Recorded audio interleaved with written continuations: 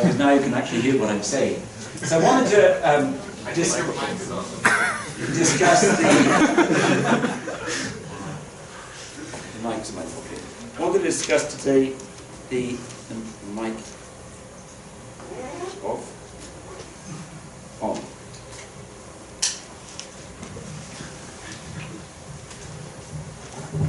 Very good. Good. I want to discuss today the issue that I paraphrase in terms of fabric versus glue.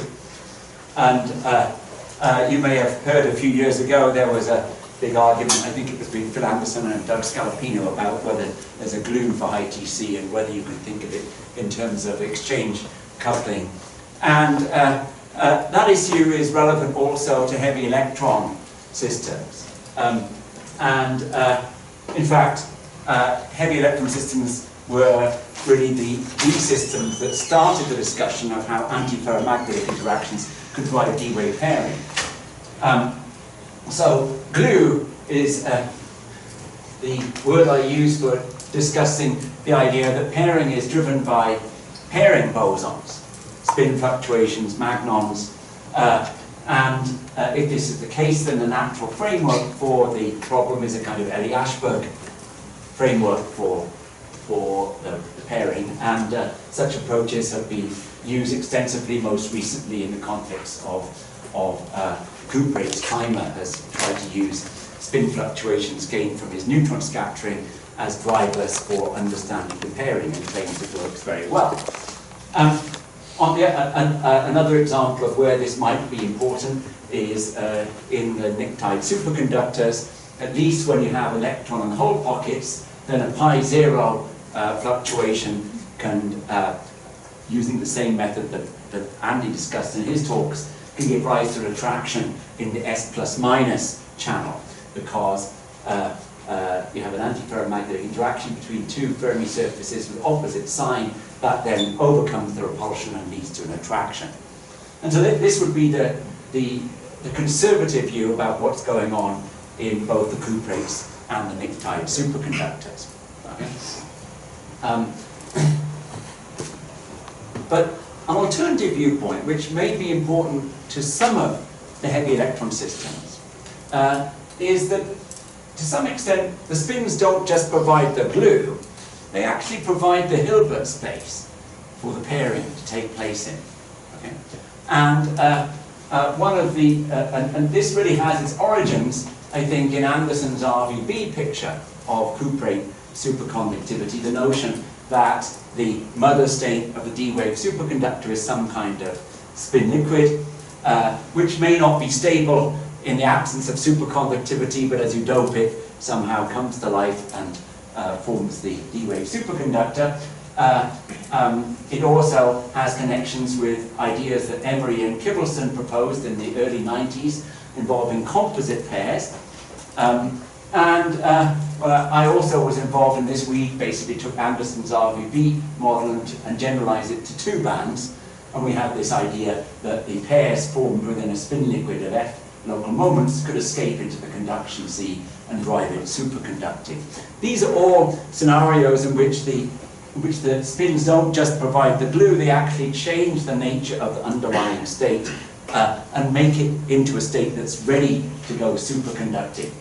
And as I'll discuss in due course, one of the indicators that the spin is involved in forming a part of the condensate comes from just entropy counting, entanglement entropy. If you integrate a specific heat capacity up to a given temperature, you learn about the amount of entanglement entropy, because the amount of entropy liberated was previously the entanglement entropy. And as we'll discuss in the context of this system, Neptunium, Palladium-2, Aluminium-3, or 352, there's about a third log 2 of entropy coming out, and we can identify that entropy with the Curie magnetism, the spins that are quenching as it goes superconducting. This is an extreme case, okay? And of course, it may well be that there's a continuum between these two extremes, okay? But if that's the case, then we need to understand the other extreme so that we can understand the systems that lie in between, okay?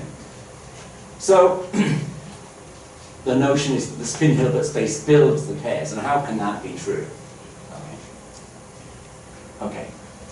This isn't going away from the idea that magnetism is a driver for superconductivity. It's really a discussion of the mechanism by which magnetism drives superconductivity. And this is just to remind you, this is pictures that you've been seeing. I could have added the organic superconductor to this picture, but in each case, somewhere close to the point of localization of one part of the medium into an antiferromagnetic or ferromagnetic state, the superconductivity is seen to emerge. And often, somewhere around the maximum of the superconducting dome, you have some kind of strange metallic behavior, as if there's some kind of hidden quantum-critical point lying beneath the dome. In heavy electrons, there's a profusion of superconductors, and this is just a list which is not by any means inclusive. There are a bunch of systems which are ferromagnets that go superconducting at the edge of ferromagnetism, and these are believed to be triplet superconductors. I won't talk about them today due to lack of time, but uranium, germanium-2 and uranium, rhodium, germanium are famous examples of this phenomenon.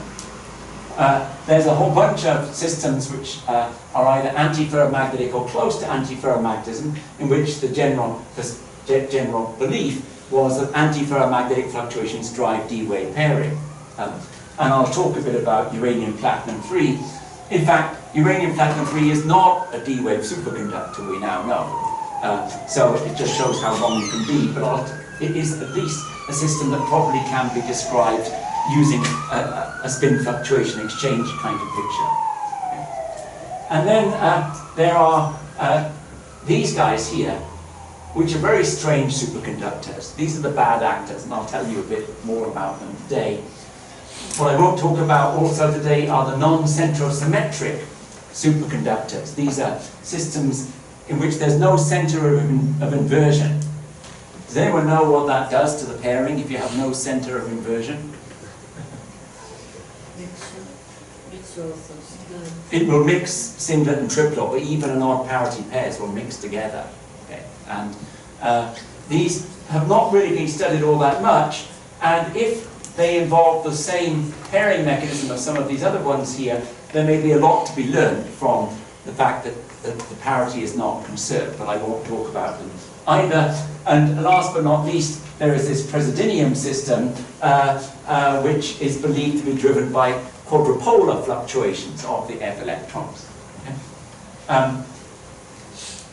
So let me tell you a bit about the canonical viewpoint of heavy electron superconductivity. Okay. And so we're going to talk about the good. And here's a nice example, uranium platinum 3. This is a very well studied superconductor. You can see that at room temperature it has a Curie-Weiss susceptibility, but it peaks out and forms a Pauli susceptibility state of matter, which is nothing more than a Fermi liquid. Okay. How do we know it's a Fermi liquid? Well, I'll show you in a moment. But in this system, superconductivity really takes place in two parts. Stage one is the formation of well-formed quasiparticles. And in this system, Pauli paramagnetism is fully developed by about 30 Kelvin, which is about 50 times TC. TC is half a Kelvin in this system. There's no question that this is a well-formed Fermi liquid, just like helium-3 is when it goes superfluid. I don't know what comes next, so just press the button and we see. Here's the linear specific heat capacity in this system. It's not quite linear. C over T has an upturn here, and this upturn is believed to be a consequence of spin fluctuations. This non-analytic term here. It has a very tiny entropy of condensation, 0.05 R log 2. Okay. And this is fully consistent with an instability, a Cooper instability of a Fermi surface. Okay. So the two stages are very well separated. The spins are completely quenched by the time it goes superconducting. It makes sense to understand this system as a system of pairing of heavy quasiparticles. You don't need to know what the mechanism by which the quasiparticles form is. That's nothing to do with the problem. Okay. You can actually see the heavy quasiparticles in this system, and it was mentioned this morning you can do de Haas van Alphen to reveal Fermi surfaces. This was one of the very first, in fact the second heavy electron system in which de Haas van Alphen was carried out. And if you lower the temperature below something like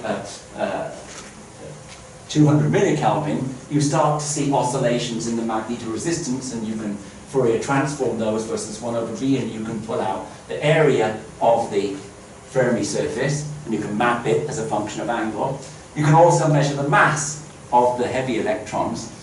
How do you do that? In de Haas van Alphen, anyone know? The temperature dependent of the signal, right? From the temperature dependent of the signal, you're basically looking at the Fourier transform of the Fermi function. And you can pull out the effective mass. Here is a table of the various Fermi surfaces. And one of the remarkable things about this system is that if you do density functional theory on it, and you look at the Fermi surfaces you get, they match up very beautifully with the de Haas van Alphen measurements. However, the effective masses that you observe are something like 20 times or 10 times larger than the calculated ones. These are already enhanced by the fact you've got a narrow band. But on top of that band structure enhancement is a many-body enhancement of about 10 to 20. Okay. I think it's fair to say that to this day we don't understand why this works so well. Okay. Of course, you can mumble things about Luttinger's sum law constraining the volume. You can talk about renormalizing to some fixed point, but nevertheless, why is it that density functional theory, which after all uses a non-relativistic energy functional, and then adds on spin-orbit coupling as an add-on, or as you solve the Dirac equation using the non-relativistic density functional, and despite that, you get a very, very nice result here. You have to assume that the F electrons are delocalized, okay, to do this, to match up. And of course, it's quite clear that they weren't delocalized above about 70 Kelvin. They were forming local moments. Okay. Nevertheless, it's one of those funny things whereby, if you could imagine taking non-interacting uranium platinum 3, going to low temperatures and gradually increasing the strength of the interaction using Landau's adiabatic idea, you'd never notice the fact that anything had changed, apart from the fact it would go superconducting. It would you just see that the size of the characteristic Fermi temperature has collapsed from something of the order of half a volt down to something of the order of 50 Kelvin. Okay. So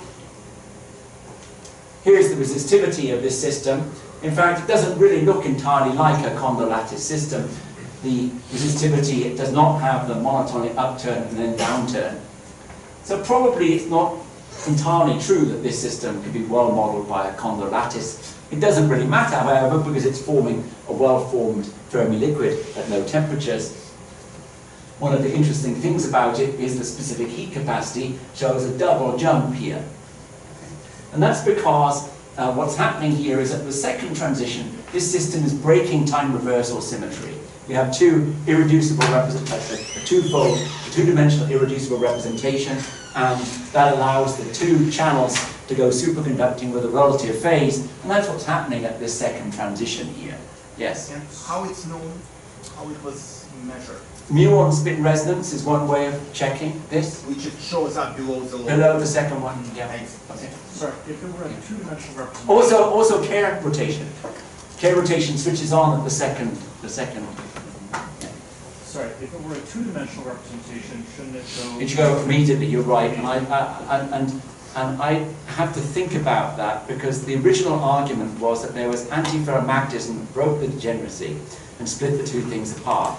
But in the meantime, the antiferromagnetism has gone away, and I have to remind myself what the argument now is, why there's a separation there. Yeah. Yes? Do we break the D? It's 45 kilobar right away, or? No, so zero pressure it breaks, but as you go to higher pressures, the two transitions come together, which presumably means that it breaks time reversal symmetry, as you say, right away. Yeah. This is the phase diagram at zero pressure, although I couldn't show the picture, I didn't find it in time. It turns out that it's been possible to actually do very careful quasi-particle interference experiments on this and actually track the symmetry. And we now know it's a rather complicated triplet superconductor, the system. Nevertheless, it does have antiferromagnetic fluctuations, and these were measured back in the 80s, around the time high TC was coming along. And in fact, this data was known for 3 or 4 years before the paper was actually published. Gabriel Apley had gone around the world talking about the antiferromagnetic fluctuations, and in particular there was a very, very tiny magnetic moment which was growing as you lowered the temperature, and it flattened out as the thing went superconducting, showing an interplay of the magnetism with the superconductivity. Well, this then led to the notion that antiferromagnetism drives D-wave pairing. And in fact, in 1986 there were 3 more, from the perspective of today, 3 simultaneous papers that were published on this. I think one of these, at least the Scalpino and Owen Hirsch paper, was referenced by Subir Satchev. And he made the remark that if only they'd had the courage to do 2 dimensions. Well, the reason they did 3 dimensions, they were interested in Uranium Platinum 3, which is a 3-dimensional system. Okay, it wasn't anything to do with lack of courage. There was just no example. Why would you simplify to 2 dimensions? There was no reason to do that. Little did they know that high TC had already been discovered at the time they were discussing this. And it's rather interesting that of this group of people involved in these discussions at this early stage, 2 of them went on to discuss D-wave pairing in the cuprates, but Varma was, and the group of Bell Labs, was very strongly opposed to the idea of D-wave pairing in high temperature superconductivity. And the reason they were opposed is that they felt that disorder would destroy the superconductivity too rapidly. In fact, that's an unresolved issue to this day. Okay, and so much for the canonical picture. This is kind of a weak company picture. So just summarizing then the picture that comes out of Uranium Platinum 3 and many of the other systems, at high temperatures you have local moments inside a metallic matrix of delocalized electrons. And the question is, how do we get there? How do we get from here to Cooper pairs? And the answer from UPT3 would be that the local moments quench via something resembling the Kondo effect, forming heavy quasiparticles, and later the heavy quasiparticles pair via residual spin fluctuations. And so from this point of view, since the 2 stages are very well separated, you don't need to worry about the way the quasiparticles form. You don't need to worry, unless you're really a microscopic fanatic, about the Kondo effect and the superconductivity. You can separate the 2 phenomena. Okay? Just as in the case of helium-3, you don't need to worry about the inner structure of the helium atom. The fact it's made of 5 fermions, or however many there are, is completely irrelevant. Okay? Now, yes. Can I have Yes, sure, please. Don't answer it will distract you. So, there are 3 papers of the same year. Yes. With apparently the same conclusion. Yes. Do you remember what's the difference between the papers? Who went? Yes. Yeah. Well, Scalpino, Low and Hirsch really is a spin fluctuation paper, although they were behind the scenes doing Monte Carlo calculations on one-band problems. Monod, Bourbonnais and Emery were very much motivated by their experience in 1 dimension, but still very much in the same. These 2 were rather similar papers. What's really interesting is that the Miyake, Schmidt-Rink and Varma paper is really a direct precursor of RVB theory. They take a nearest neighbor antiferromagnetic interaction and they decouple it in the D-wave channel, is what they do. And so, for me, it's absolutely mysterious that they didn't go on to adopt that point of view in the couplings. Okay. Well, I have a question for Yes. the experiment. Can one read off the mass from the size of the specific heat jump and compare it to the... Yes, that's a very good question. In fact, that was one of the issues with the very first heavy electron superconductors. And the point is the size of the jump is commensurate with the size of the linear specific heat capacity. So it's not as though some other light component is going superconducting and the heavy electrons aren't seeing it. It's truly the heavy electrons that are pairing. You can see that from, well, you can kind of see it here. Look, the units here are joules per mole per Kelvin squared, as opposed to millijoules per mole per Kelvin squared. Okay? And the jump is roughly the same size as the normal state value. Is it also consistent with the Hausen-Alpha mass? The linear specific heat here, when you add up all the Fermi surface sheets, it matches beautifully. So there's no question at all. This is a good Fermi liquid. Okay? You may not know the details of the pairing interactions, but you know it's a good Fermi liquid. Okay?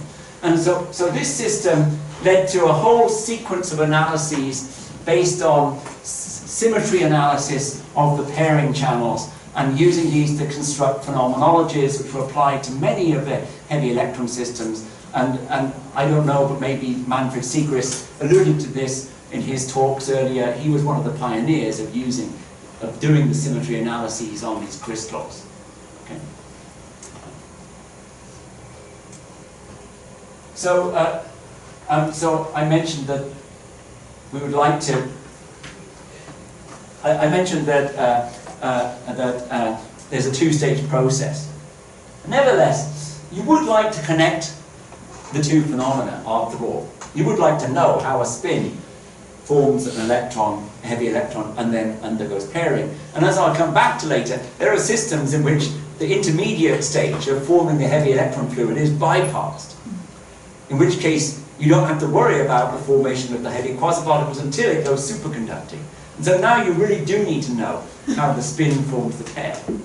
So in preparation for this, I wanted to come back to something I alluded to last time, which was how can you take the methodologies that I mentioned last time, the large N approach, and how can you combine the physics of the Kondo effect with the physics of superconductivity. And as I mentioned last time, it's very useful to think about the group SPN. So I'm going to talk a tiny bit about this. Okay? And so in the context of, this is the view graph I showed last time, I mentioned that SUN has quarks, and the quarks can form singlets as pairs, particle-hole pairs, and they can form baryons. The baryon was kind of the Kondo singlet of the Kondo lattice. But the question then arises, well, how could you ever get group pairs? And SPN is rather nice in that it allows the formation of pairs of time-reversed quarks or time-reversed electrons. Okay. I want to talk a bit more about that in detail. This is the spin operator. Why does it have that structure? And what are the underlying gauge symmetries of this approach? Okay. So, and where did symplectic come from? Why do I have to learn about this stuff? Okay, why do I have to? I hate group theory. And so why do I have to think about this new group? Okay. There's physics behind it, and that's the reason I wanted to show you this. So physical spins have the property that you can time reverse them and you can rotate them. And the two operations of time reversal and rotation are actually interchangeable. And you can see that all the way out for all representations out to classical spins, which are very, very large numbers of spin 1/2s combined in a symmetric fashion. And so the point is that you can first time reverse and then you can rotate, or alternatively you can first rotate and then time reverse. Okay? And you get to the same classical spin. Now this property is not just held by classical spins, it's held by quantum mechanical spins. Wouldn't be consistent otherwise. And what it means is that rotation times time reversal equals time reversal times rotation. Okay? So we can write that down as a identity. Right? Now the weird thing about this is that, of course, U is an exponential of the generator's rotation spin operators. But what is theta? Theta is a very weird operator, because if you were to try to treat time reversal as a unitary operator, you'd have the problem that the energy would change sign at the time reversal, which it simply doesn't. And so time reversal is an anti-unitary operator. It is the product of a unitary transformation times a complex conjugation, often written as theta equals U times K. At least that's how the British write it. Okay?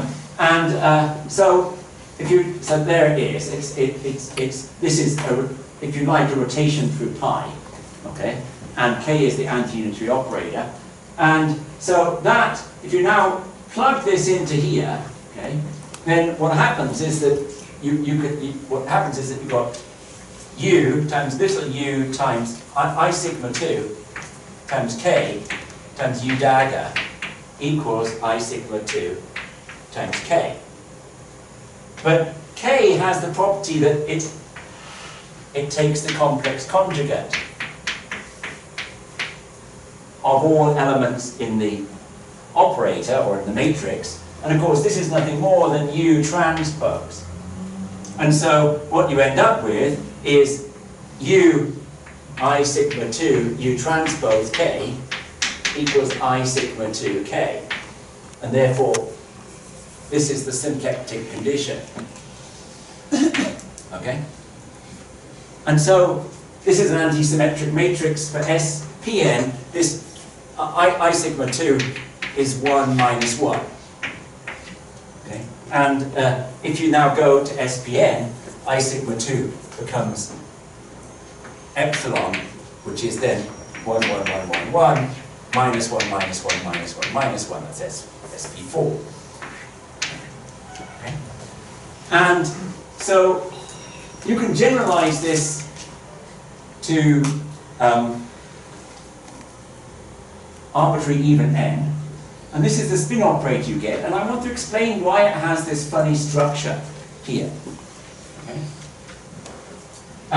You can also write that as, for fermions at least, this is true for bosons and fermions, you can write it as F alpha, F beta plus sine alpha beta times F minus alpha, F minus beta dagger. And the second term is the particle hole transform of the first term. So actually, this spin operator is particle hole invariant. Okay? Whereas, if you look at the corresponding form for the spin operator for SUN, which, if you write it like this, you can see, well, you might want to make it traceless, so you subtract off this term here. This is manifestly not particle hole invariant, okay? Whereas this one is. And you might ask, well, why is that the case? Okay. Yes? Before you go on, can you go one slide back? Yes. I think I missed some step in the logic. So you say rotation times time reversal. Rotation time reversal commute. Yes. But the rotation is unitary, is SU2. So for physical spins, it's SU2, right? So this is why SU2 is actually SP2. Okay. Okay, right? But if you want to generalize, since SUN doesn't have this property, we're going to lose the consistency of time reversal symmetry. Okay? And so you may think you have a nice generalization of a magnet using SUN spins, but actually you don't really, because you don't have a consistent description of time reversal symmetry. You lose this property. You lose this property. And so what you have to do is to select out the generators from SUN that satisfy the reverse and the time reversal. Some of them don't, and some of them do. The ones that don't are like electric dipole moments. Okay, they define a direction, they rotate, but they don't time reverse. In SU2, all of them time reverse. There's 3 of them. If you go to SU4, you have 15 generators, but 10 of them are good ones, and 5 of them are not. So those 10 form a subgroup, which is SP4. Okay, right? And it turns out that the reason for this nice particle-hole symmetry is very easy to understand. Let me explain it to you. The point is that since you can form singlets, for every up there's now a down, so you can form a singlet. Those singlet operators have to commute with the spin, because they're singlets, right?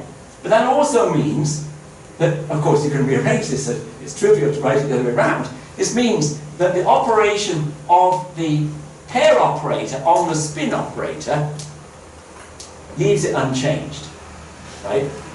And therefore, if I do a particle-hole transformation, if I replace F alpha by cosine theta over 2, F alpha plus I sine theta over 2, F minus alpha sine alpha. Under that transformation, this spin operator remains invariant, because that's the transformation generated by the pair operator. Okay? And so then it's perfectly obvious that since a particle-Hall transformation is a finite rotation in particle-Hall space through angle pi, okay, the way to convert the SUN spin operator to the SPN operator is just to add its particle-Hall reversal to it. And that's what this is. This is just the particle-Hall transformation of the first term. If you do the particle-Hall transformation of the second term and add it to itself, you get 0. Okay? So what's alpha beta? Alpha and beta are the spin indices. No, The alpha tilde, beta tilde. Oh, okay. Oh, so alpha tilde is just a shorthand for sine of alpha. Okay? The sign is the parity. And so alpha here runs from minus n over 2 to minus a half up to n over 2. Okay? So in other words, all you've done is you've duplicated your up and down spins n over 2 times. That's all you've done. Right? Just made a whole copy of them. That's all SPN is, actually. Right? So actually, if you wanted to take BCS theory and write it in the form that Gorkov did, where it becomes local, if you wanted to make that a rigorous larger limit, you just duplicate the spin indices. That's nothing more than an SPN version of BCS theory. Okay? So somewhere out there at large n, it would be a well-formed even without fluctuations. So that's all we're really doing here. And so you can take that approach and you can use it to justify various uncontrolled calculations that were made very many years ago. So this is a little diagram taken from work I did back in 1989 with Nathan Andre, in which we developed a mean field theory for a Kondo lattice with Heisenberg terms, but we very carefully made sure that our path integral was SU2 symmetric, had an SU2 unitary symmetry at each side. But we didn't know how to make that approach rigorous in any large n sense. But with the use of SPN spins, you can make this phase diagram the solution to the large n limit of this problem. Okay? And so what are the axes here? This is temperature over T Kondo, and this is the ratio of J Heisenberg over J Kondo running this way. And this is really the very same diagram as high TC. So here you see a heavy Fermi liquid forming beneath Tk, and as you cool down, it forms a superconductor. Along this axis, you have a spin liquid formed here, and the only nasty thing about our mean field theory is we threw away the Dimer ground state, which is actually lower energy than the spin liquid. And this is the phase diagram that came out of that. So this is then a transition from a spin liquid to a superconductor. This is the transition from a Fermi liquid to a superconductor. Okay. Very quickly, is this language transition to spin liquid is condensation of what? So it's really the binding of electrons to the spin liquid. So what happens is you have this underlying spin liquid. Transition from white region into spin liquid. Yeah, that's just from free local moment into spin. It's a second order phase transition in the mean field theory. Right, but in this language of F-material. Yeah, so what happens is that you let me just this one. No. This one. Yeah. So the way you would let me just show you one term in this, just to show you how it would work. So the J Heisenberg term gets written J H S alpha beta psi I S beta alpha psi J. Okay, if I don't get my things wrong. This then gets expanded out F alpha F beta at psi I and F beta F alpha at psi J. That would be SUN. And if you were to rearrange that, you'd see you'd have Fi alpha, Fj alpha hopping from side to side, right? But now we put in the alpha tilde, beta tilde, Fi alpha minus alpha, Fj minus beta here. And the same Fi there. And the same thing here, minus alpha tilde beta, Fj minus beta, Fj minus alpha there. And you'd probably write this as minus j over n, and you'd probably put a 2 there. When you expand that out, you find you've got terms that look like Fi, Fj, alpha alpha, Fj, Fi, beta beta. But you've also got a term that looks like minus j over n, F dagger, Ff, I, j, j, I, alpha minus alpha, beta minus beta, or minus beta, beta.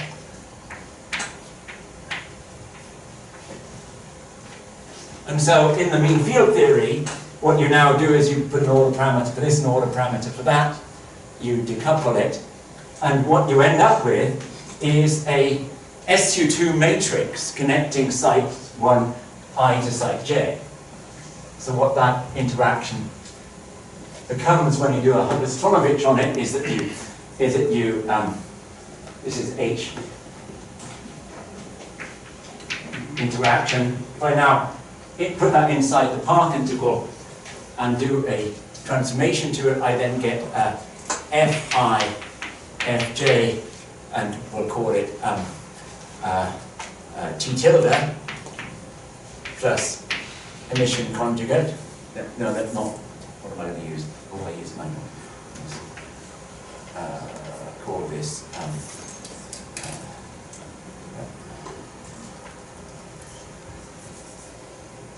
Let me just call it epsilon. Okay.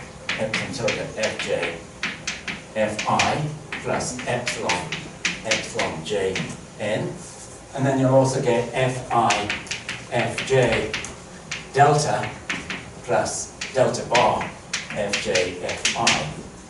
And you can now write this whole thing in a kind of Nambu notation as Fi sigma F dagger I minus sigma, and then you can put epsilon minus epsilon delta bar Fj sigma minus sigma there. And then this is an SU2 matrix. And so you could write that plus emission conjugate would be like plus trace U dagger U, and there's going to be some factor here, I don't know what it is, 4 or 2 or something coming in there. But the point about this is that you can now see that you've got yourself a gauge, an SU2 gauge theory coming in here, right?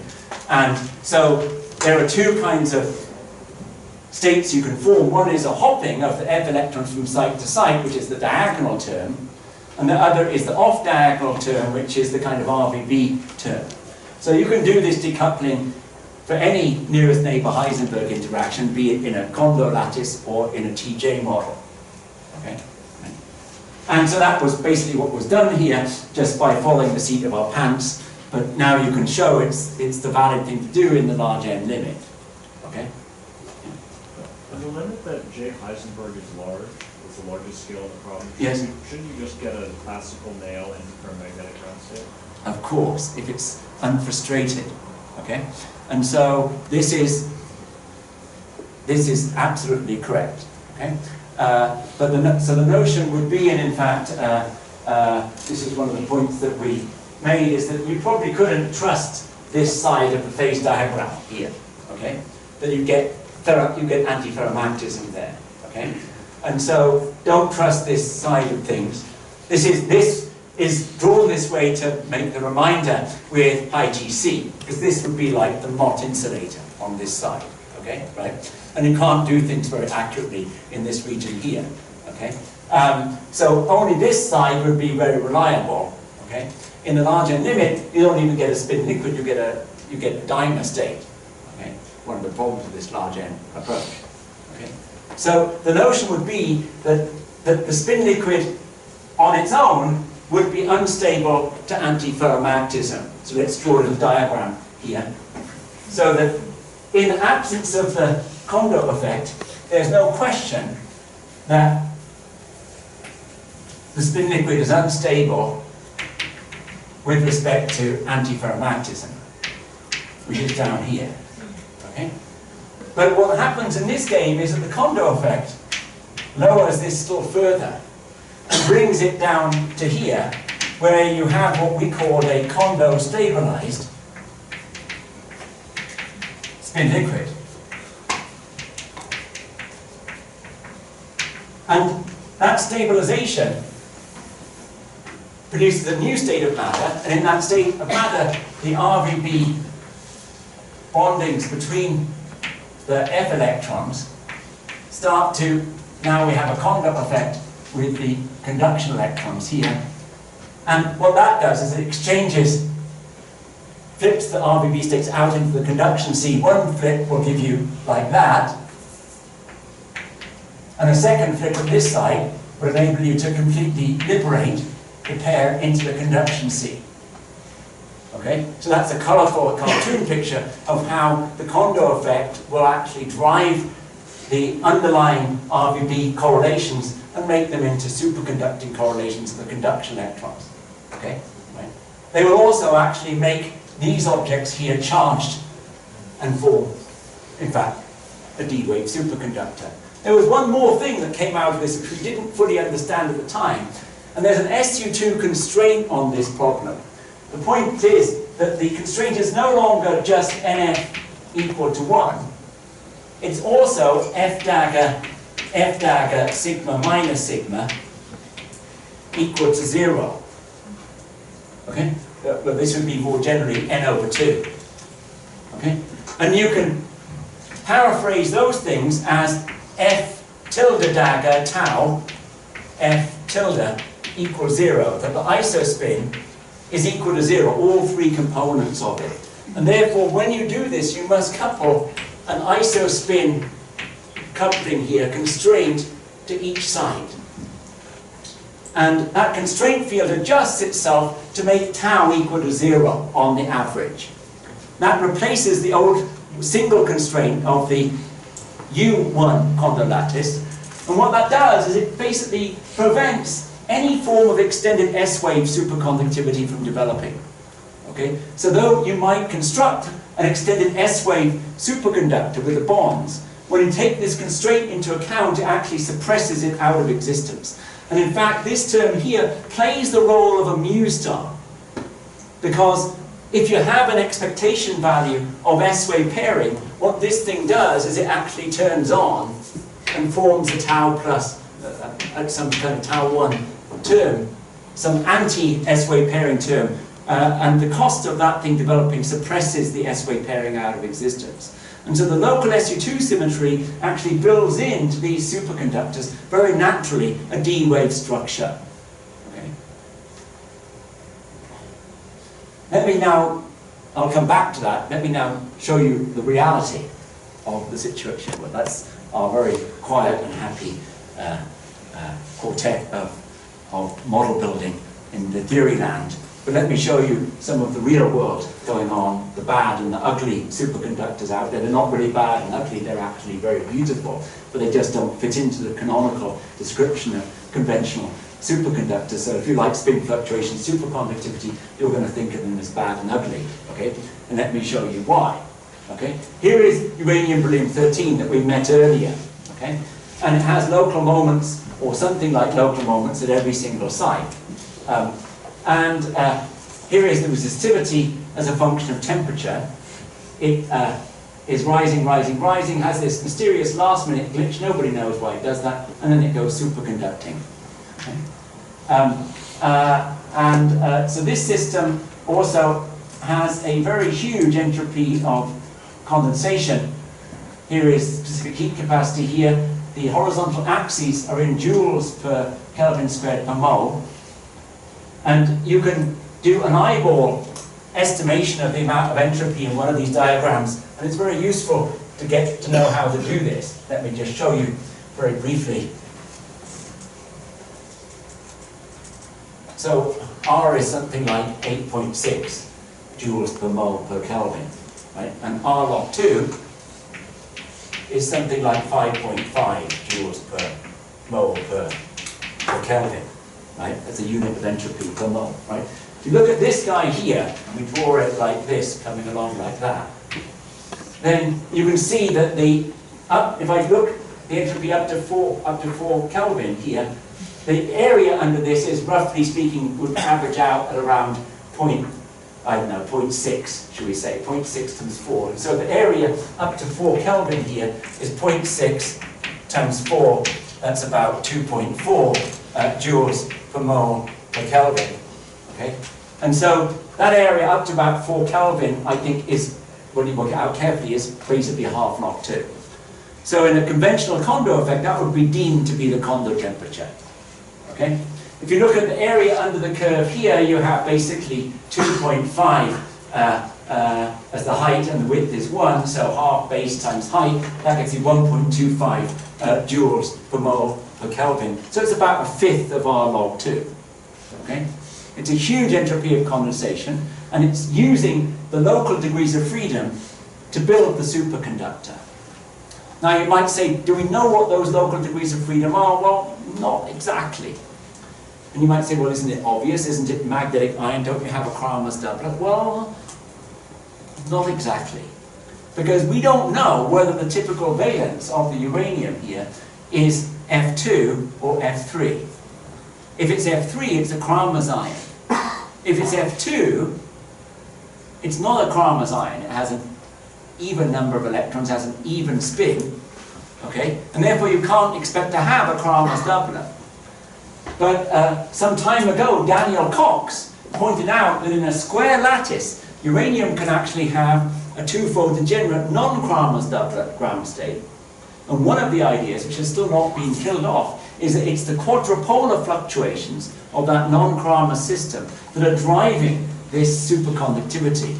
And what is unique about a non-Kramers doublet is that because it doesn't involve spin, because it's a kind of quadrupolar fluctuation, it has to interact separately with two channels, the spin up and the spin down electrons.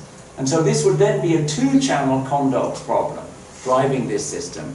And a two-channel Kondo problem in isolation is a non-Fermi liquid ground state. And so it's thought by some that that non-Fermi liquid ground state, when you embed it in the bulk, relieves its frustration by going superconducting. And if I have time, I will say more on that before I'm done with these lectures. Okay. Sorry. Yes. I'm just personally confused about this entropy counting stuff. So Okay, that part I can do. What is this 4 Kelvin temperature supposed to represent? So 4 Kelvin is the point where you reach half R log 2. Okay. Okay? So in a Kondo problem, a single channel Kondo problem, you have a spin up and a spin down state, and it's quenched, and therefore you lose R log 2 of entropy per mole of local moment, right? And therefore the area under the specific heat curve of that impurity problem has to be R log 2, right? And it happens that when you take the single impurity condo model and look at specific heat capacity, that actually the point where you have half R log 2 is pretty much the condo temperature. Okay? And so it's a criterion. It's a criteria for estimating the characteristic scale of spin fluctuations or interconfigurational fluctuations of your ion. Okay? And it's a kind of fundamental unit of entropy. Right? Okay? So that's the only reason it's drawn there. Okay, and so the point is below 4 Kelvin, you think of yourself as having, as the spins no longer being the degrees of freedom.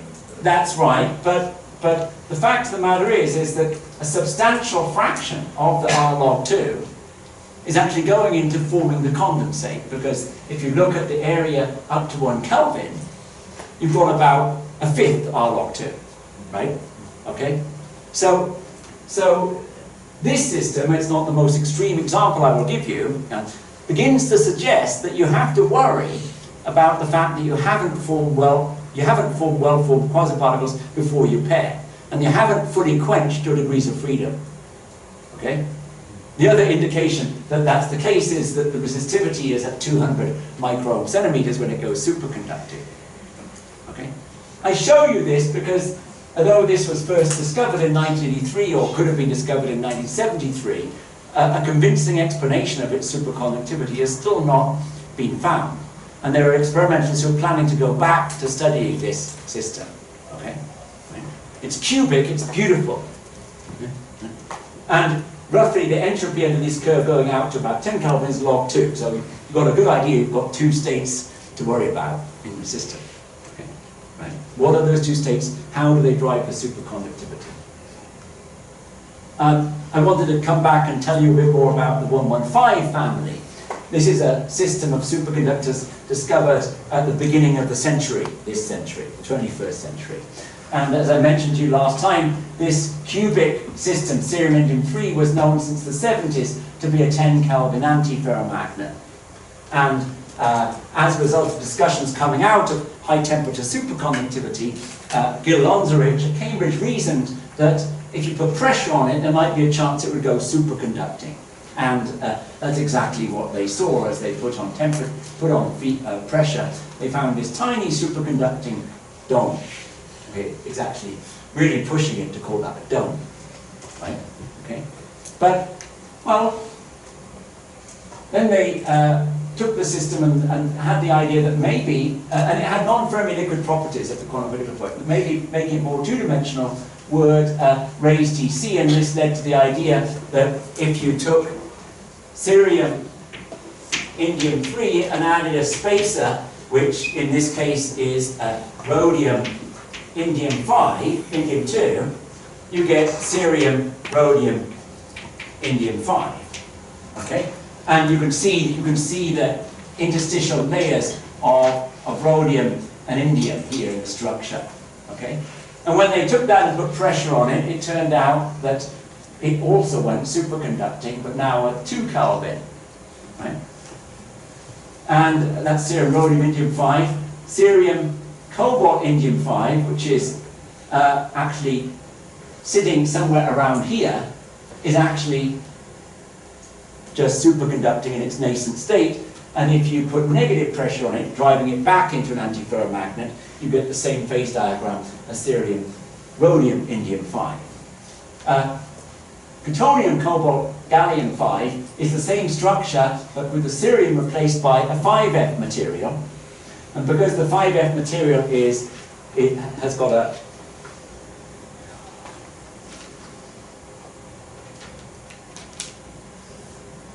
larger radius, you have to have put gallium in, which I believe has a smaller radius than the indium, so, and it all fits together. Okay. Turns out you can actually make plutonium cobalt indium 5 now. And what's interesting though is that the plutonium cobalt gallium 5 has no magnetism anywhere inside. They've never been able to make any magnetism with the plutonium gallium systems. And so it raises the question whether you were exactly correct with your presumption that antiferromagnetic instability is driving the superconductivity here. Here are the resistivities of two of these systems, and what's rather striking is that they have a very nice linear resistivity as they come down to Tc. In fact, cerium cobalt indium 5 has a lot of transport properties strongly reminiscent of the cuprates. Here is the phase diagram constructed by the Los Alamos group showing what happens when you dope between cerium cobalt indium 5, rhodium indium 5, and iridium indium 5. And blue is superconductivity and red is antiferromagnetism. So you can see that indeed here you have nestled superconductivity at the antiferromagnetic critical point. What's very interesting is that this dome here is away from antiferromagnetism. And so what is causing the pairing here? There must be some additional pairing force going on in this system. And the yet is because we're not entirely sure about the magnetism as being the driver. And so magnetic pairing appears ubiquitous, but there are two domes in cerium X indium 5. In these systems, there's superconductivity without magnetism. There's extreme robustness to disorder. Let me show you this. This is cerium, ytterbium, cobalt indium 5. This is work done by Li Shu and Brian Maple and co-workers. And as you dope in the ytterbium, here's Tc coming down from 2.5, and at 65% ytterbium, it's still going strong. Okay. This is really quite remarkable for a D-wave superconductor. What is it about this system that makes it manage to be so robust against against disorder? Sorry, what does ρS look like for some other measure of disorder? ρS. So superfluid stiffness. The residual, sorry, ρS is the really one symbol. The residual resistivity. It's not that big, actually. It turns out that this system, you can still see a very nice coherence peak in the resistivity way out to 50%. It is more disordered. But it just, look, you're ripping the heart out of the pairs, right? The pairs have spins on the cerium side, so ripping them out and replacing them with a completely different atom. But it is interesting that there is probably some kind of magnetic moment on the ytterbium side. So it's sort of replacing, it's standing in for the cobalt. Okay? If you don't put cerium there, if you don't put ytterbium there, but you put gadolinium, it drops at 20%. Okay? Which is the other curve there. And more interesting things happen in this intermediate region. So this is interesting. There's also a huge amount of entropy involved in the condensation process in cerium cobalt indium 5. And the Curie paramagnetism extends all the way down to Tc. It doesn't level out. Okay. And that's part of the 115 mystery. And then neptunium, palladium 5, aluminium 2 came along. This is the era of the Materials Genome Project in America. And what the Materials Genome Project means is that we're all going to go and turn to our computers, turn them on, switch them on, have them explore the periodic table and predict those materials that will become high-temperature superconductors and multiferroics and all sorts of other exotic things. And then once you've predicted it, we're going to go away, have the materials physicists grow them, and this will radically reduce the time it takes to produce a materials revolution. That is and so this is the anti-material genome material, because Dai Aoki, who made it, was trying to make some other compound, and was trying to react this stuff with aluminium, which is a flux. And to his horror, it interacted with a crucible, which was made of palladium. And this stuff came out, and lo and behold, it has a structure rather similar to the 115s. And this is its resistivity, rather similar with the linear resistance here. And here's its susceptibility, all the way down to 5 Kelvin. It's the most beautiful Curie-Weiss susceptibility. In the era of Matthias, this would have been horrifying. You've got local moments every single site. They're still fully active as decoupled local moments right down to Tc. Then it goes superconducting. And the specific heat capacity has something like 1/3 R log 2, which is a large fraction of the local moment entropy disappearing. How does the spin form the condensate? So I'm going to finish this lecture just briefly talking about a phenomenological idea about where the pairing is coming from. And then I'll talk about, next time, about a more detailed model for such composite pairing. Any questions? Oh, okay, so I'm going to show you some more data. This is the upper critical field of neptunium, palladium 5, aluminium 2. It's very anisotropic, and that's because, and you notice that you have to put on more field in the basal plane than along the c-axis, and that's simply because the G factor is anisotropic in this system. And if you look at the magnetization as a function of magnetic field, when you go through the upper critical field at HC2, this is for Tesla, I guess it's in the basal plane, you see the magnetization jumps, and it jumps by an amount of order 0.2 for magnetons. So that's the amount of magnetic moment that's being released from the condensate when you turn a magnetic field on, drive it normal. Okay. There's a large first order jump in the magnetization, and furthermore, a similar thing is seen in serum cobalt indium 5, where it's about 0.3 for magnetons. Okay. So this signals a release of the local moment from the condensate. So what you have here are local moments and the singlet condensate. The local moments exist in the normal state and they cease to exist in the superconducting state.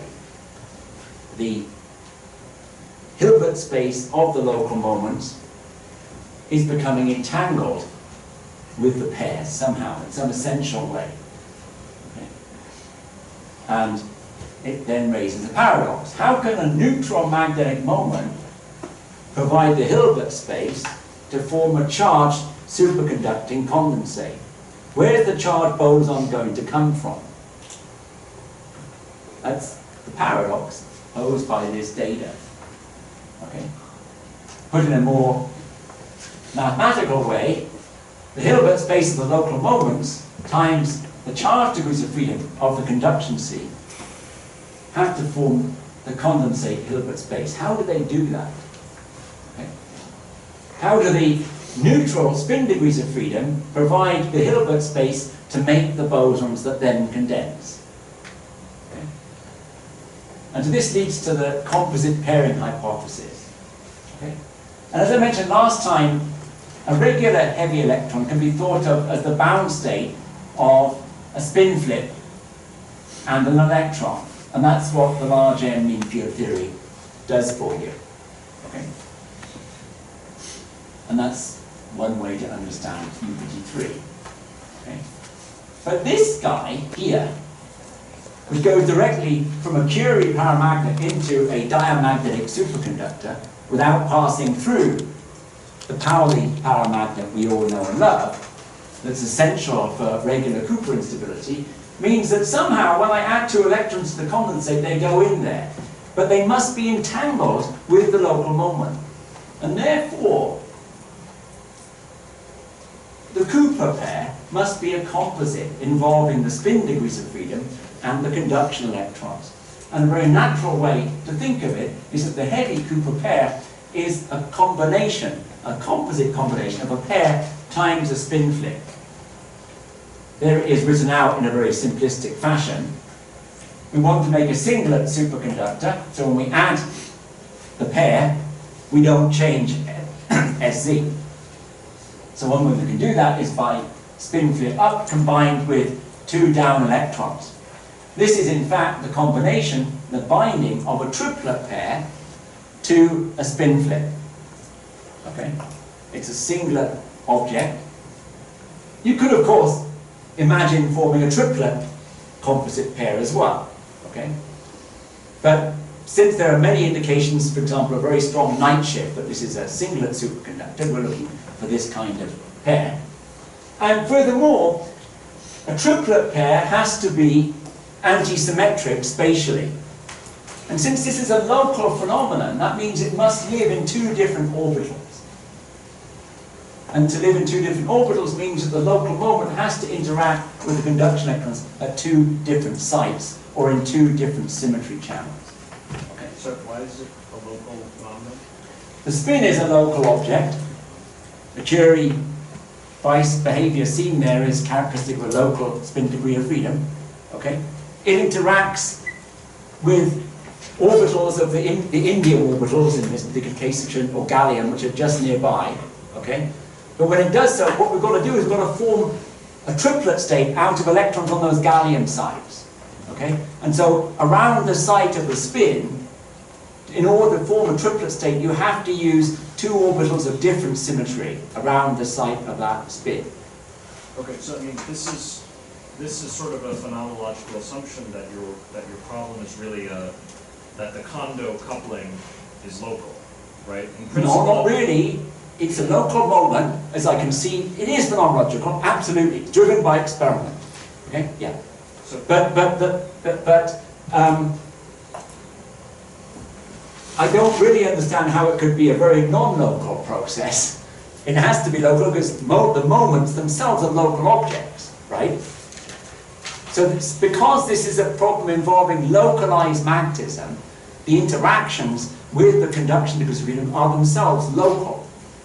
Okay? You've spent too long living in momentum space. That's your problem. That's the problem with this whole meeting. Everything's in momentum space, whereas these systems live in real space. Okay? And so that's why this has to be local. Okay? But you could write this in momentum space. It would just involve many summations over momentum. Okay? It would still be the same principle. You still have to have an anti-symmetric state to form your triplet pair. Yes? Should we consider this composite or composite pairing as sort of precursor to conventional pairing?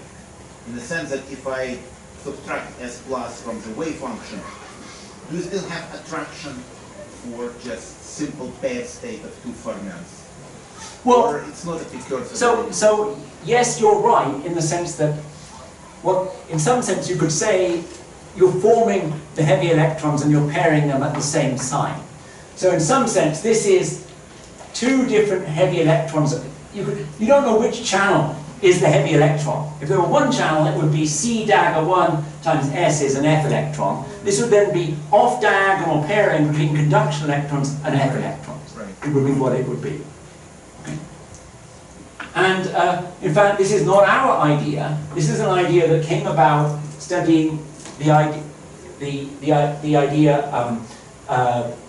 Berezinski's idea of odd frequency pairing was explored in the 90s. And odd frequency pairs have the property that there's no equal time pairing. So that then raises the question, if there's no equal time pairing, then what's the order parameter? Well, it turns out that in some models of odd frequency pairing, the order parameter is a composite object.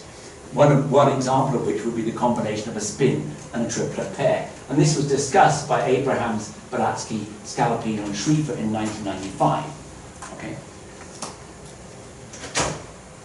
And so that's where I'm going to end today. I'll talk next time a bit about how you can put things together and try to make a mean field theory of this thing using the SPN approach, and some of the predictions it's led to, some of which have actually been observed in experiments. Okay? Thank you.